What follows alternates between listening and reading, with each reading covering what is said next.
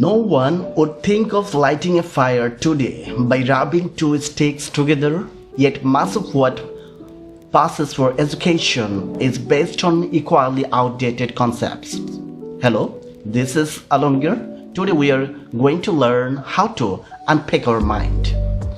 We all go to school where we learn subjects like science and history.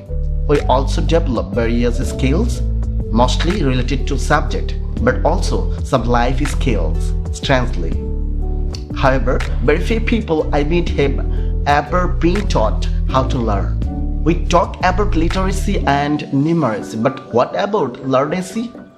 When I talk to audience, I ask them which they think is the most important part of their body when it comes to learning. Not surprisingly, they point to their heads. I then ask them how much time they spent at school or college or business school learning about their minds. There is an embarrassed and increasingly these days a horrid silence.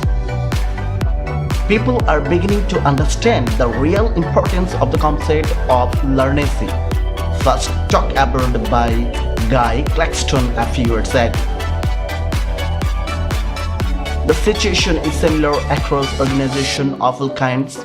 There is much talk of global marketplaces, performance, cost cutting, knowledge management, culture, values, leadership development, and so on. But in most cases, how you might use your mind to learn to perform more effectively is simply not on the agenda. It is as if there is a conspiracy of silence when it comes to learning to learn.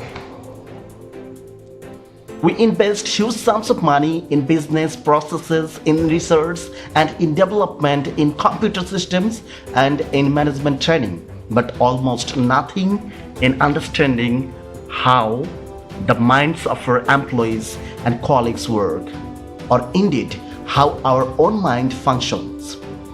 Nevertheless, talk to most managers today, and it is the quality of their people that is apparently critical to their success. The old ingredients like price and product are taking second place to the way your people deal with your customer. This unique resource, people's ability to learn, is arguably the only source of competitive advantage naturally available to all organizations, and it is so often ignored. There can be little doubt that how we learn is central to success in today's fast-changing world. Since we cannot know what knowledge will be most needed in the future, it is senseless to try and trace it in advance. Instead, we should try to turn out people who love learning so much and learn so well that they will be able to learn whatever needs to be learned. This is true today as it was 40 years ago, but our understanding of how our brains work has advanced along with the extraordinary speed of technical change, so that common sense and science may well have caught up with each other at last. What have you ever been taught or learned about how you learn to learn? Ask your friends and families. What do you know about how your mind works?